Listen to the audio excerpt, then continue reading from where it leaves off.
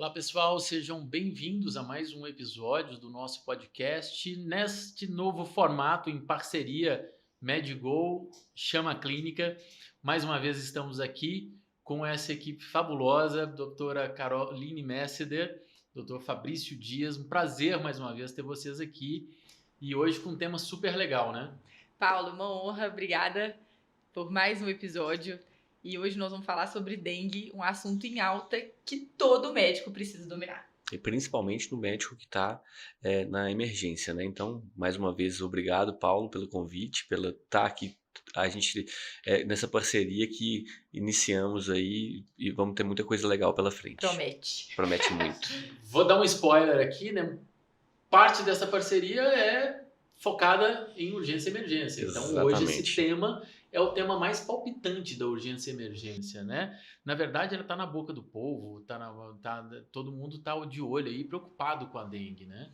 E realmente tem que se preocupar, tanto no sentido de prevenção, fazer a nossa parte, quem está em casa, passar repelente, que é o que tem que ser feito agora, mas os médicos se capacitarem para um reconhecimento dos sinais de gravidade, isso é super importante. A gente que trabalha tanto na unidade de internação quanto na terapia intensiva vê essa interface e a importância do reconhecimento precoce para o manejo adequado. Então a gente vai bater muito nessa tecla com vocês, porque no pronto atendimento, tempo é vida. Qualquer ambiente que a gente está lidando com medicina, com paciente grave, tempo é vida. Mas na dengue, a gente tem isso muito importante, né? E a dengue é uma doença que assim, a gente passou recentemente por uma pandemia de Covid. Então, assim, uma doença gravíssima que acho que nunca passamos por uma situação como essa. E eu acho que na nossa experiência eu espero não passar por aquilo nunca mais. Mas a dengue é cíclico, né? Então, assim, a dengue, passamos alguns anos sem ter uma epidemia como a gente vê esse ano. Talvez uns 3, 4 anos atrás, a gente viveu uma epidemia de dengue como a gente viveu esse ano, mas esse ano com proporções maiores. Assim. A gente teve um aumento muito grande no número de casos em um período muito curto de tempo. Né? Então a gente está vivendo talvez saindo do ápice da curva agora, mas ainda com muitos casos. Um movimento grande nos pronto-socorros, assim, nas unidades de emergência, com hospitais de campanha sendo construídos para atendimento do paciente com dengue. Né? Então, o atendimento saber atender o paciente com dengue, saber reconhecer os sinais de gravidade, saber conduzir esse caso, o caso de dengue, você, primeiro, diminui a mortalidade, que eu acho que é o principal, e você diminui morbidade, né? Melhora, o paciente retorna para as atividades, porque a gente tem que pensar, né, assim, muitos pacientes jovens no mercado de trabalho, a quantidade do absenteísmo ao trabalho é muito grande. Né? Então, assim, por conta da dengue, a gente está vendo aí, assim, várias empresas tendo problemas, assim, porque os pacientes aí, 5, 7 dias afastados do trabalho. Além disso, a gente tem o custo ao sistema de saúde. Assim, é uma doença que gera custo para o sistema de saúde, principalmente se a gente usa os recursos de maneira inadequada. Então, saber reconhecer o paciente grave, saber usar o recurso de maneira adequada e saber conduzir os casos de maneira adequada, eu acho que é benéfico para todo o sistema e principalmente para o paciente. E é interessante porque eu estou afastado da urgência e emergência, mas a dengue me impactou meu dia a dia. Né? Logo que começou, o que eu percebi? Né? Que meus pacientes recorriam a mim quando se diagnosticavam ou apresentavam os primeiros sintomas. E uma das coisas interessantes é a quebra de agenda. Né? Alguns pacientes não desmarcavam a consulta de última hora porque iam ficar em casa porque estavam com dengue, e outros que demandavam atendimento porque queriam a minha avaliação porque estavam com sintomas de dengue. Então isso é muito interessante. E a primeira coisa que eu fiz logo lá no início foi pegar o protocolo atualizado, ler, me atualizar, e faz parte de todo médico a gente ter que fazer isso, né? Se a gente não está atualizado num problema e ele se torna importante, relevante do ponto de vista epidemiológico, a primeira coisa é pegar o protocolo, ler, entender como funciona, como é esse fluxo. Isso eu fiz lá no início de fevereiro desse ano, né? Para entender o fluxo assistencial, eu falei assim, não, qual que é a minha parte para ajudar nessa epidemia? A minha parte é dar atendimento, orientar meus pacientes, organizar o atendimento deles e principalmente ser aquela pessoa que vai dar o apoio para eles, principalmente durante o atendimento telemedicina, recebendo mensagens em aplicativos e orientar. Agora você precisa da atenção da urgência e emergência, agora você não precisa. É regular isso, é papel de todo médico fazer isso, por quê? Porque senão o processo assistencial tumultua de tal maneira que ninguém tem um atendimento bom, né? Exatamente. E aí muita gente vai ao pronto-socorro, talvez sem essa orientação, né, sem essa parte educacional, e aí muitos pacientes acabam, aqueles que realmente precisavam de uma internação ou precisavam de uma hidratação venosa, acaba tendo tempo de atendimento um pouquinho alargado por conta desse volume que está maior. Então, essa parte educacional que a gente começa no ambulatório, no consultório, às vezes até por telemedicina, muitas vezes a gente consegue fazer o reconhecimento por uma entrevista rápida mesmo dos sinais de gravidade, e aí sim esse paciente ele deve ser orientado a procurar o pronto atendimento e uma avaliação especializada. Então, para você que está aí trabalhando no pronto atendimento e não está se sentindo seguro no atendimento do paciente com dengue, tem alguma coisa errada. Você tem que procurar desenvolver aí esse conhecimento, se atualizar, porque algumas coisas, poucas coisas, né? Mas nesse manual, principalmente para os pacientes que se internam, quais são os critérios de dar alta? Essas são algumas informações indispensáveis para uma boa prática médica nesse cenário. E eu bato muito na tecla, né? A gente conversa muito sobre isso, de utilizar o recurso de maneira adequada, né? Então, assim, Eficiência, né?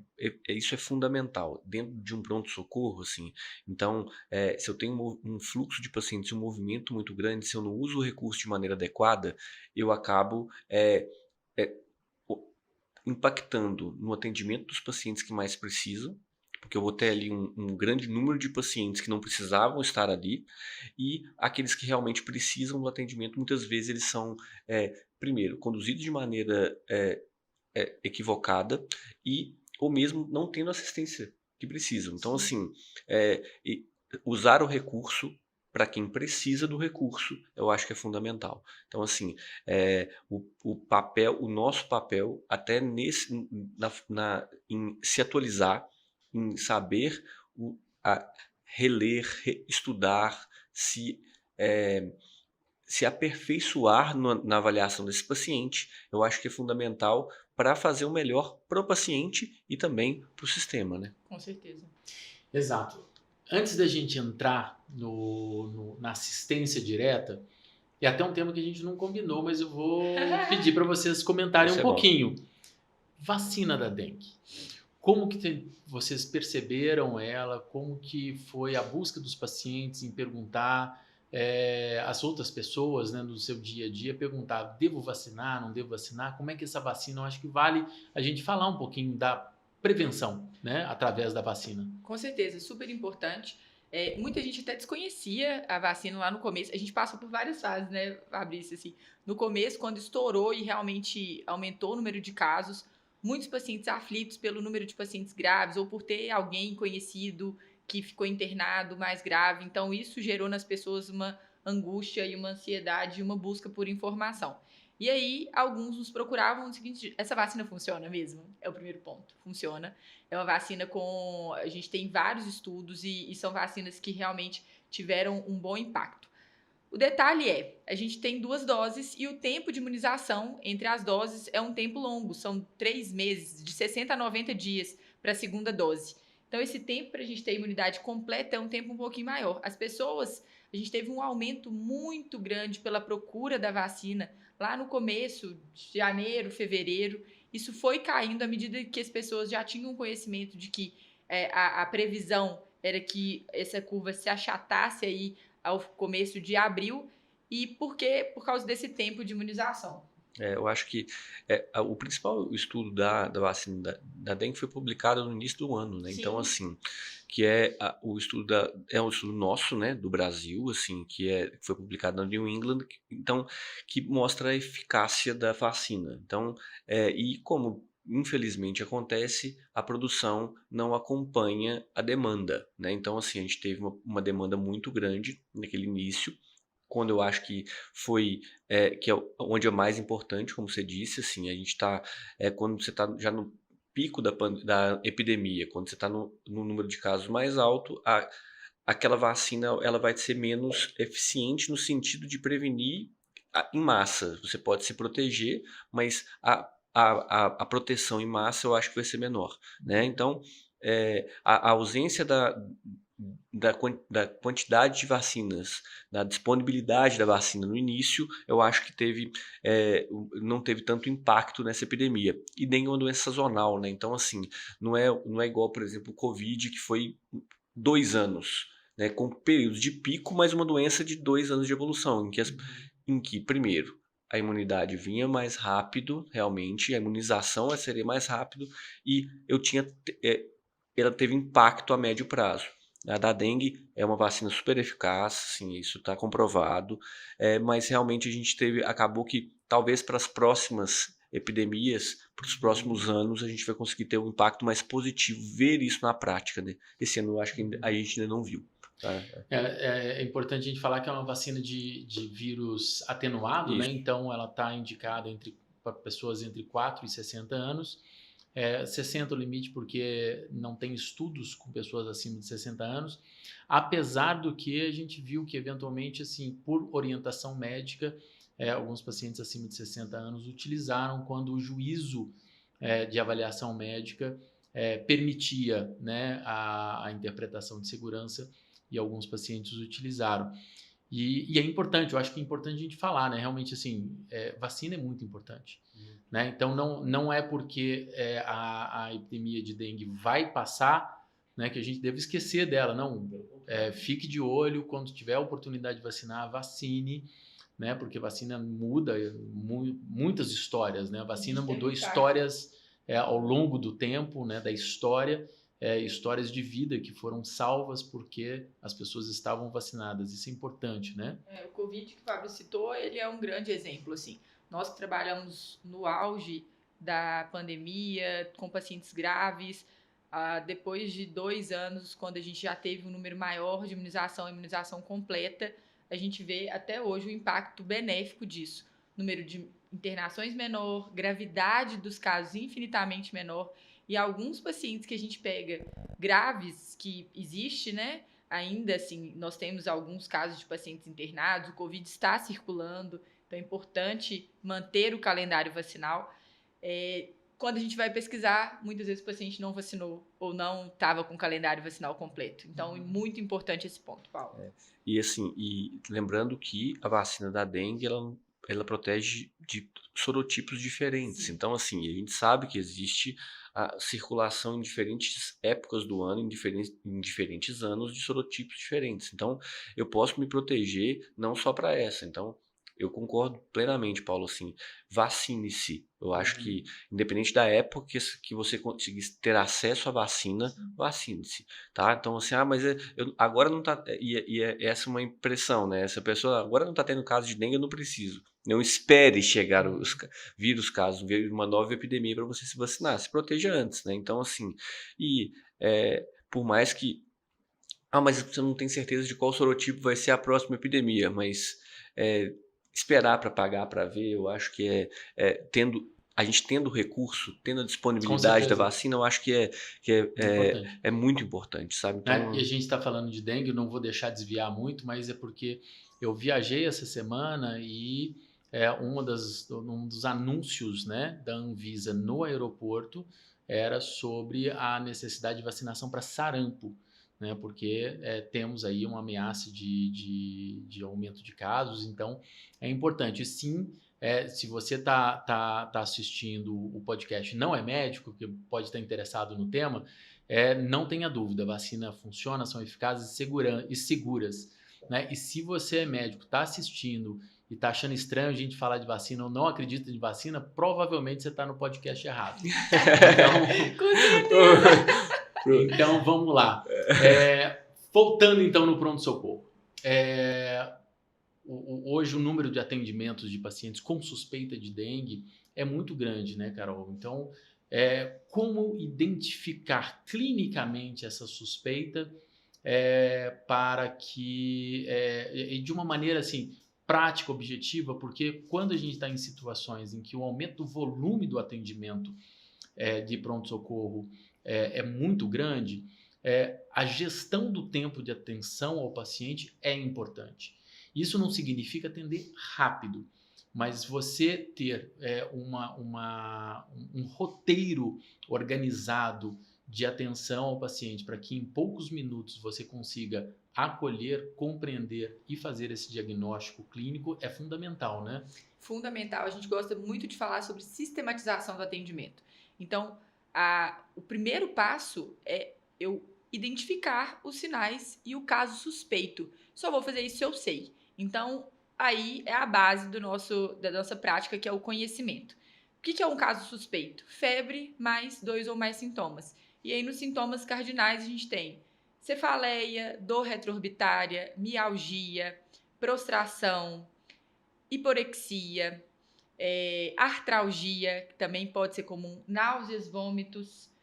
E aí, esses são os principais sinais que estão associados. Às vezes, a apresentação é muito diversa, gente. Quando a gente fala dos casos mais comuns, é claro que a gente está falando da maior prevalência, mas não significa que o paciente, às vezes, vai chegar com todos esses sintomas, né? Os diagnósticos, eles são amplos e a gente tem que, sim, pensar nos diagnósticos diferenciais. Mas esse é o caso suspeito. Suspeitei, eu vou buscar no meu exame físico, eu vou buscar na minha história sinais, sintomas que completem, que vão agregar na minha história. A gente gosta de falar da tríade do raciocínio clínico. Qual que é a tríade do raciocínio clínico? Anamnese, que é uma boa coleta de informações, uma boa coleta de dados é fundamental para que você tenha assertividade no seu diagnóstico. Exame físico completo e bem feito. Isso aí não é gastar tempo, é você fazer uma boa gestão de tempo. Se eu for superficial no exame físico, eu vou ter menos informações do que eu poderia e provavelmente eu vou chegar num diagnóstico equivocado. Com isso, eu vou aumentar meu tempo de atendimento e não diminuir. Isso é super importante. E o script de doença, que é o que a gente constrói quando a gente busca conhecimento, quando a gente está no dia a dia, na prática, quando a gente está na faculdade acompanhando o professor ou no internato acompanhando o residente, nós estamos ampliando o nosso script, ampliando a nossa capacidade de identificação daquele caso. Então, o conhecimento é muito importante também. Gosto de falar que a gente só cumprimenta quem a gente conhece. Então, é importante que a gente saiba, nesse cenário, os sinais de gravidade. Reconheci um paciente, identifiquei um caso suspeito, vou buscar pelos sinais de gravidade. Porque aí eu vou fazer o que a gente fala de classificação do paciente, né, Fabrício? E assim, fazemos diante da suspeição clínica, e eu gosto de lembrar que, e você citou, Carol, que alguns casos você vai ter uma variação dos sinais e sintomas, e em algumas populações a gente pode ter algumas manifestações clínicas de maneira sutis, às vezes com sintomas mais inespecíficos, e as doenças virais são muito, se relacionam muito a isso. Por exemplo, na população idosa, né? Então, assim, que é uma população que, via de regra, ela se manifesta. A gente não é da nossa área as crianças, mas a população idosa é muito presente, alguns sintomas muito sutis. Às vezes o idoso ele não vai vir com aquela manifestação clássica da dengue. Então, é importante entender que estamos num período de epidemia e aumente seu grau de suspeição nesse perfil de população, nos imunossuprimidos. Então, assim, está todo mundo exposto, né? Está todo mundo com a chance aumentada de adquirir a doença. Então, você precisa de ter atenção no quadro clínico clássico, e é isso que vai nos aumentar a sensibilidade para fazer o diagnóstico, né? Alguém fala da probabilidade pré-teste de ter a doença. Então, assim, mas lembre-se que em algumas populações os sinais e sintomas podem ser mais sutis. Pensando que não fiz o diagnóstico, Então, assim, reconhecer sinais de gravidade é importante, né? Então, E assim, lembrar que o diagnóstico é clínico, né? A gente não precisa de... sempre. Antes da gente ir para os sinais de gravidade, eu queria falar um Perfeito. pouquinho do diagnóstico diferencial, porque nós estamos Isso. vivendo um momento onde você tem Covid, né? Obviamente não temos nada perto do que a gente viveu nos anos de 2020 e 2021, mas temos Covid com um percentual alto, né, de atendimentos no pronto-socorro. Né? Vamos começar com influenza. Temos dengue, mas temos outras arboviroses, temos zika, temos chikungunya. Então, como trabalhar esse diagnóstico diferencial? Aí eu acho que a gente vai pensar em algumas manifestações clínicas que são típicas de cada um. Eu costumo falar que das três, a mais grave do ponto de vista de evolução é a dengue, né? Assim, a mais potencialmente do ponto de vista de evolução é a dengue. As arboviroses, elas têm vários sinais e sintomas em comum, então, assim, sintomas sistêmicos como mialgia, artralgia, cefaleia, náuseas e vômitos. Então, muitas vezes a diarreia. A dengue é a que apresenta mais desses sintomas juntos, assim. Então, a dengue, o grau de suspeição de dengue, ela vem quando tem muitas dessas manifestações. Zika, a gente tem a manifestação mais típica é o racho cutâneo, que pode ter na dengue, mas ele é mais exacerbado no Zika. Então, assim, suspeite de Zika quando eu tenho menos sintomas sistêmicos e muitos sintomas cutâneos, né? E o chikungunya, a artralgia e a artrite, né? Então, assim, geralmente de duração mais prolongada, que pode ficar, inclusive, meses, né? Então, a artrite ou a artralgia, a dor na articulação no Zika, no chikungunya, eu acho que é a manifestação mais marcante, lembrando que todos os outros sinais e sintomas mais inespecíficos podem ter nas três. Então, eu acho que a importância da anamnese, de avaliar esses sintomas, é importante para esse diagnóstico diferencial, Paulo. Espetacular, raciocínio muito organizado, muito bom. E aí a gente vai, suspeição clínica, confirmação. O que é essencial de diagnóstico sorológico e apoio laboratorial complementar? Isso é importante. Para pensar se o paciente tem que fazer algum exame ou não, se eu preciso dessa confirmação ou não, a gente vai voltar na classificação. Isso é super importante. A gente tem lá pelo Ministério da Saúde classificação A, B, C e D.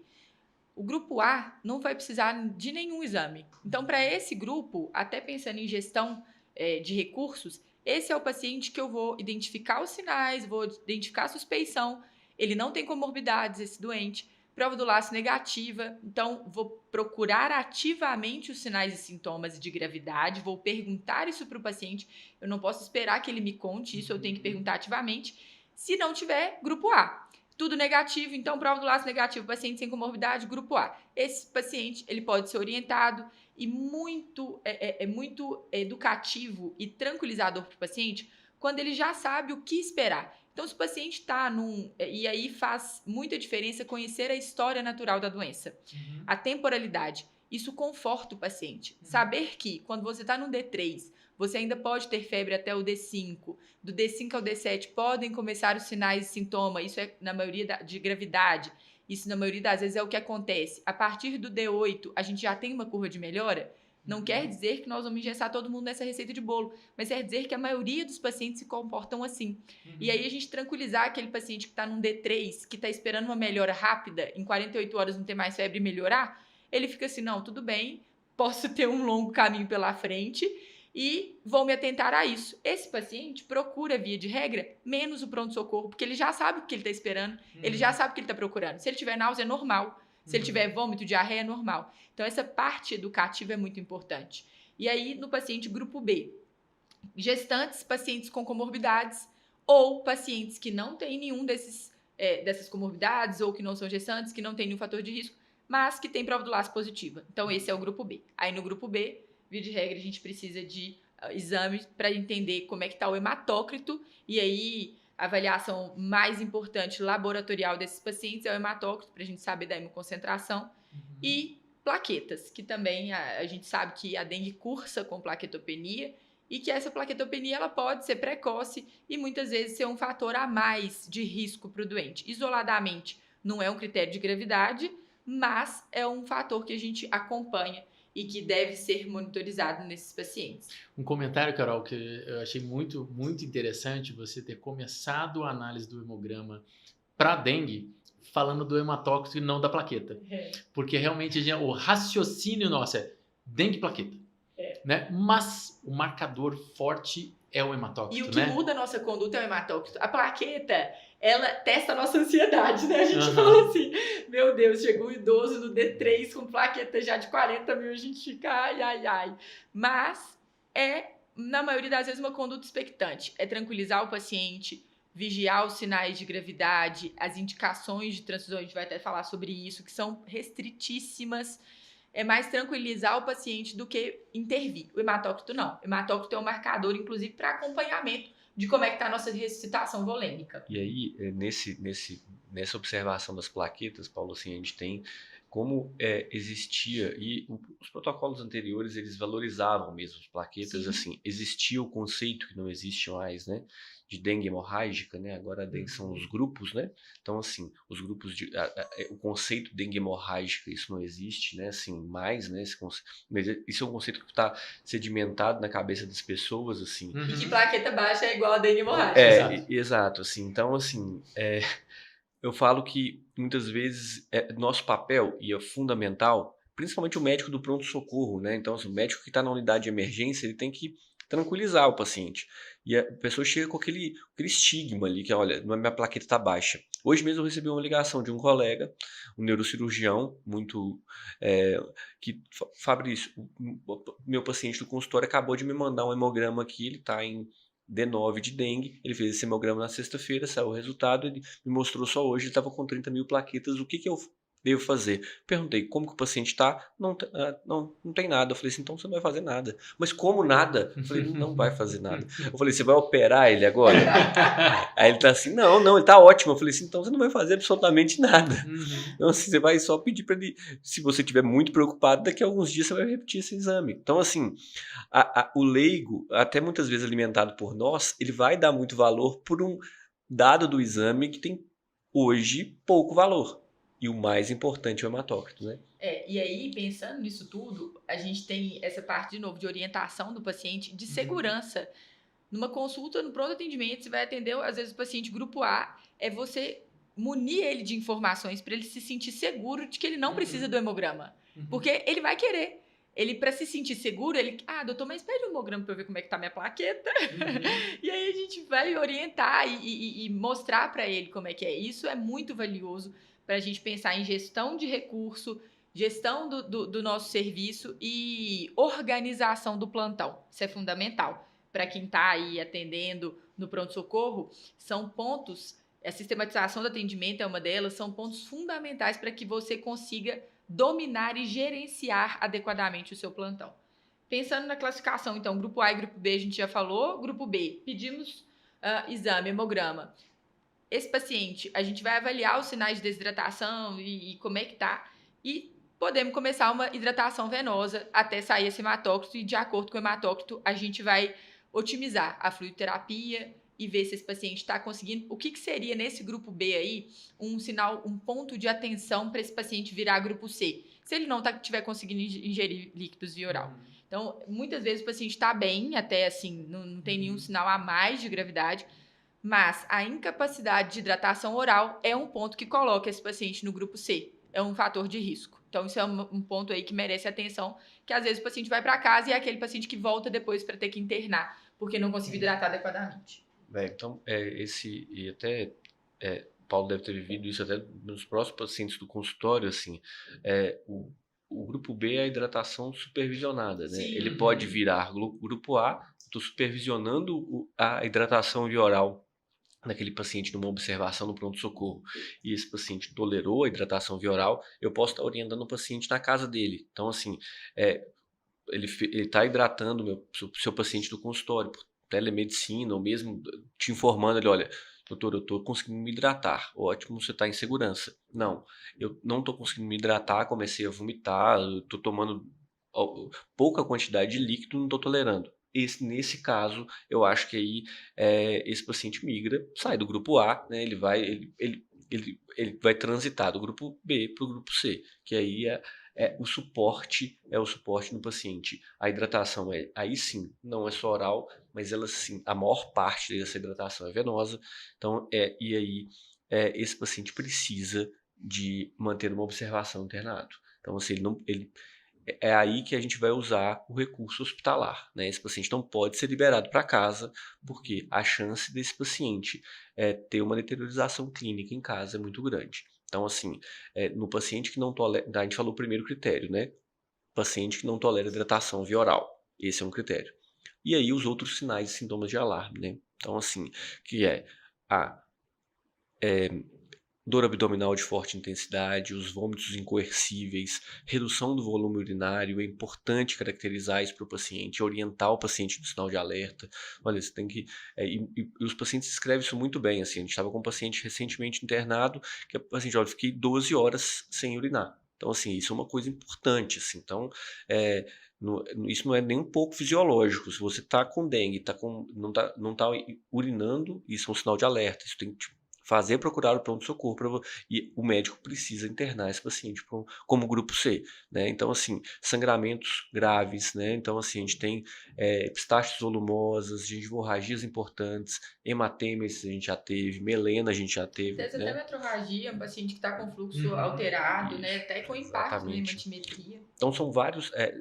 nesses sinais Hipotensão de postural, lipotímia, que entram aí como... síncope, né? Então, assim, todos esses sinais de alerta são indicação, a classificação muda para grupo C e são indicações de internação hospitalar. Então a gente falou dessa parte do grupo C, né, da identificação dos sinais de gravidade, e aí condução do grupo C é a fase de expansão volêmica, que é uma fase de soroterapia mais intensa, mais ou menos 10 ml por quilo, nas primeiras 2 horas. A gente espera sair o hematócrito, ver como é que estava o hematócrito desse paciente, reavalia o paciente, ver como é que está a diurese, que isso aí são critérios importantes.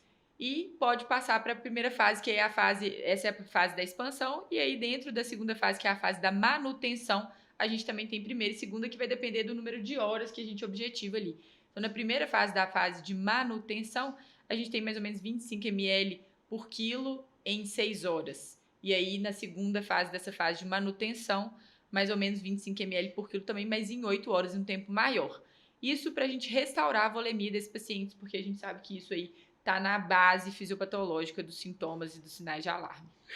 E aí no grupo C, a gente precisa botar esse paciente em observação, né? Sim. Quando mantê-lo no pronto-socorro, quando levá-lo para internação hospitalar e quanto tempo de observação esse paciente precisa ter? Excelente pergunta. Eu acho que aí a gente vai nos guiar, primeiro, pela a evolução clínica do paciente, né, os sinais e sintomas, mas também, não principalmente, mas também pelo valor do hematócrito. Se a gente não tem queda do valor do hematócrito, se a gente mantém valor de hematócrito elevado, no caso, por exemplo, do homem em torno de 45, da mulher acima de 40, você é indicado a internação hospitalar desse paciente, né? Então, o que eles recomendam nas primeiras 4 horas você repete, 2 a 4 horas você repete o hemograma, vê se esse hematócrito está em queda. Se os sinais e sintomas desse paciente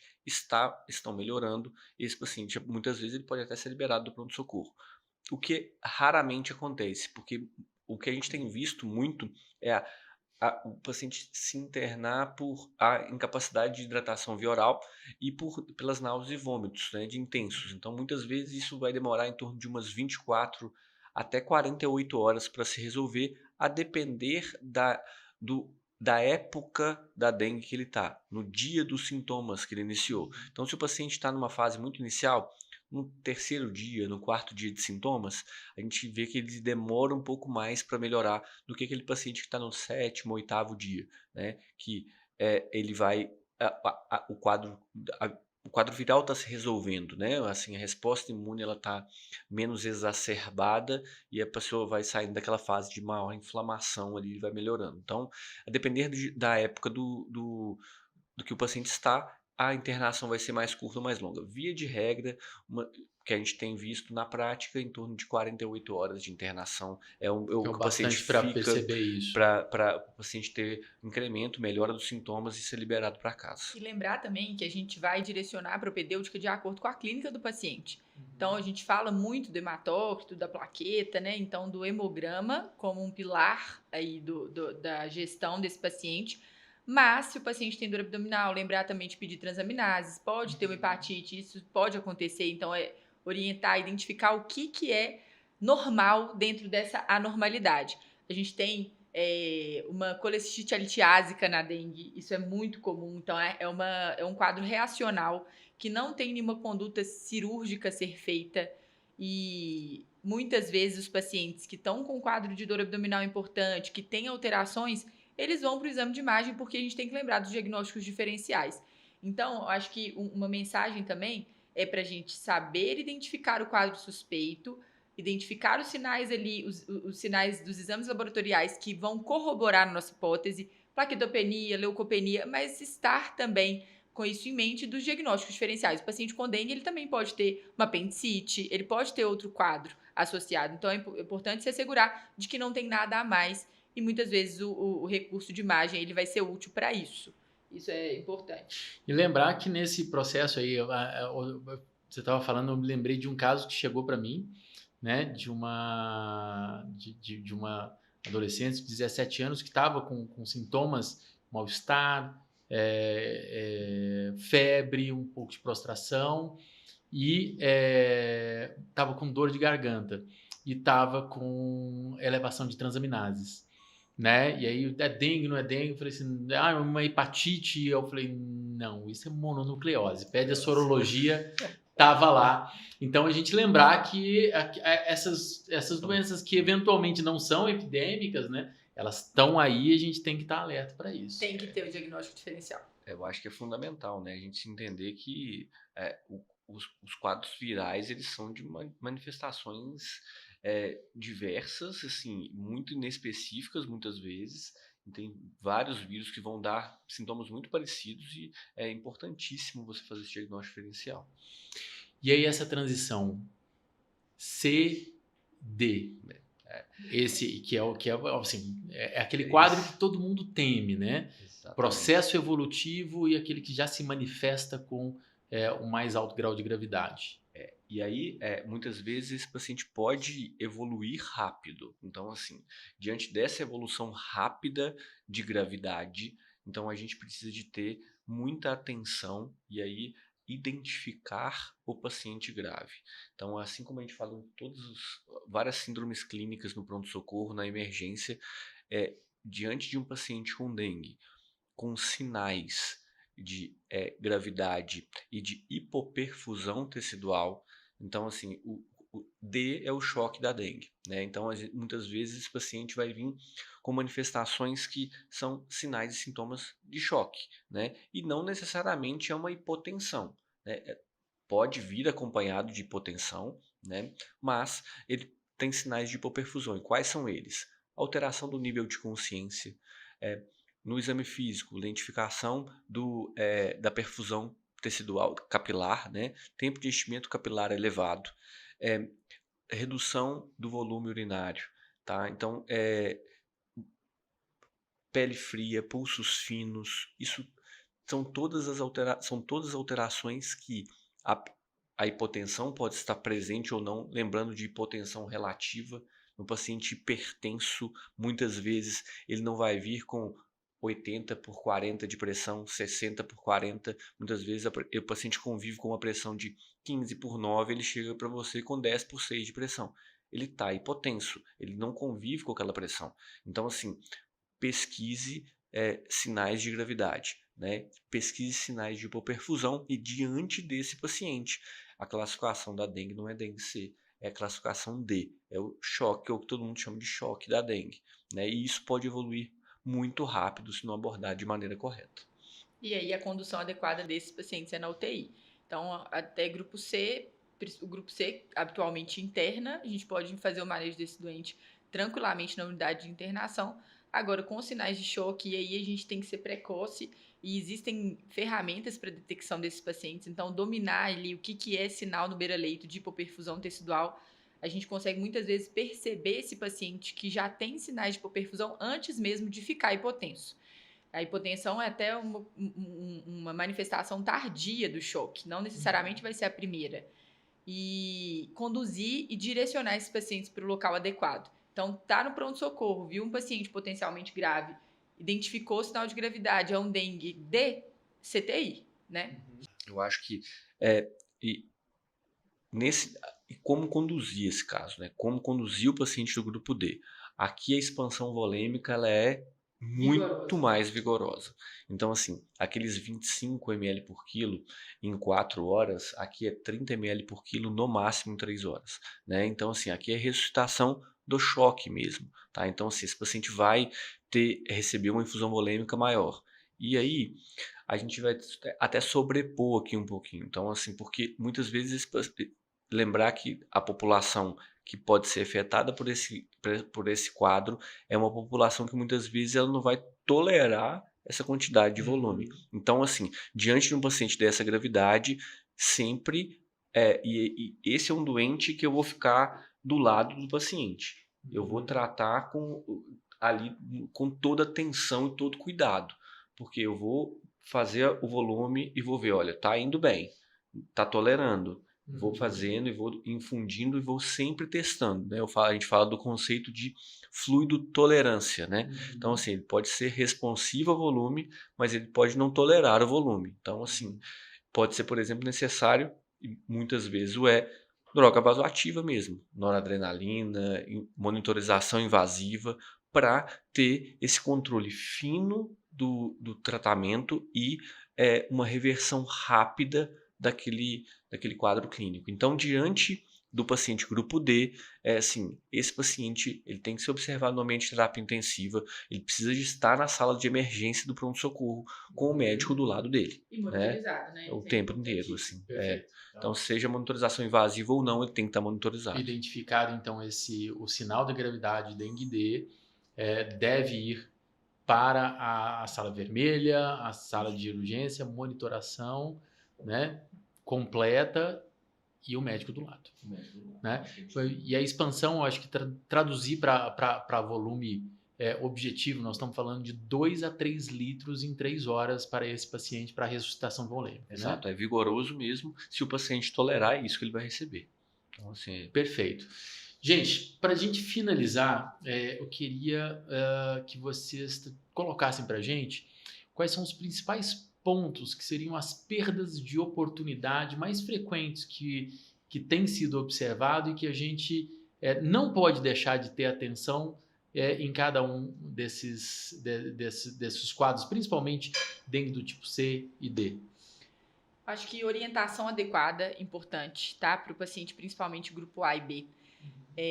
Identificação precoce dos sinais de alarme, então saber conduzir corretamente o paciente C e D, isso é muito importante, porque o paciente C ele é potencialmente grave, o D já está grave, o C é potencialmente grave, então eu tenho que estar ali muito perto desse paciente, no sentido de identificar o paciente que você vai examinar, você vai ativamente identificar hipotensão postural, que é uma coisa que às vezes o médico não faz habitualmente. Nesses pacientes eu vou fazer. Então isso é muito importante. Segurança para dar alta, orientar o paciente adequadamente, quais os sinais que ele vai ter que voltar ao pronto-socorro. Se ele internou numa fase muito precoce, não necessariamente ele não vai ter que voltar ao pronto-socorro. Então orientar esse paciente é muito importante. E a condução e lembrar que esses pacientes muitas vezes têm outras comorbidades e utilizam outras medicações. Então, fazer essa condução adequada do paciente com dengue, por exemplo, que usa um anticoagulante ou que usa o AS. Eu acho que isso aí, a gente tem visto muitos erros e muitos desfechos desfavoráveis dos pacientes que são conduzidos de maneira equivocada. Então, que retira um AS sem ter que retirar, que retira um anticoagulante sem ter que retirar. Então, ter segurança. Como que a gente vai ter isso? Com conhecimento.